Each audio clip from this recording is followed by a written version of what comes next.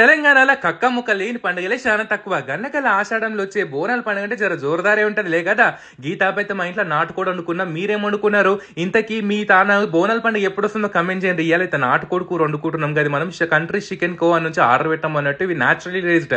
మన పట్నంలో నాటుకోళ్ళు దొరుకుడే కష్టమైంది. ఊర్లో అయితే అందరి ఇంట్లో ఉంటుండే మంచిగా వండుకుంటుండే. కానీ ఈ తాపైతే గిడికి ఆర్డర్ పెట్టుకున్నప్పుడు మంచిగా ఊరు టేస్టీ వచ్చింది. దీనిలో అయితే ముందుగా ఉప్పు కారం పసుపు వేసేసి మ్యారినేట్ చేసి పక్కన పెట్టుకోరి. నూనె కాగిన తర్వాత హోల్ గరం మసాలా, సన్న గోసుకుని ఉల్లిగడ్డలు పచ్చిమిరపకాయలు ఎర్ర గోలుచుకోరి. మిక్సీలో ఎండు కొబ్బరి, జీలకర్ర, ధనియాలు, వాళ్ళ మెలిగడ్డ, అట్లనే జరని ఉల్లిగడ్డలు హోల్ గరం మసాలా వేసుకొని మంచిగా మెత్తగా పేస్ట్ చేసుకోరి. ఇక నాటుకోడి ముక్కలు ఆల్రెడీ మ్యారినేట్ చేసి పెట్టుకున్నాం కదా. మంచిగా ఉల్లిగడ్డలు వేసి మొత్తం పుదీనేసి 4-5 నిమిషాలు గోలించుకోరి. ఇక నూనె మీదకి వచ్చిన తర్వాత ఈ పేస్ట్ కూడా వేసేసి పేస్ట్ లో మంచిగా ఉప్పు కారం మసాలా దానికి పట్టేలాగా వదిలేయండి. ఇక ఉడికిన తర్వాత మొత్తం అని నీళ్లు కూడా పోసేసి ఒక 2 విధులు ఉట్టిరనుకోరి. ఉడుకుడుకు ఆడే మంచిగా గరం మసాలా వేసుకున్న నాటుకోడి కూర అయితే రెడీ అన్నట్టు. మీదకెళ్ళి మొత్తం అంతా కొత్తిమీర వేసుకోవాలి.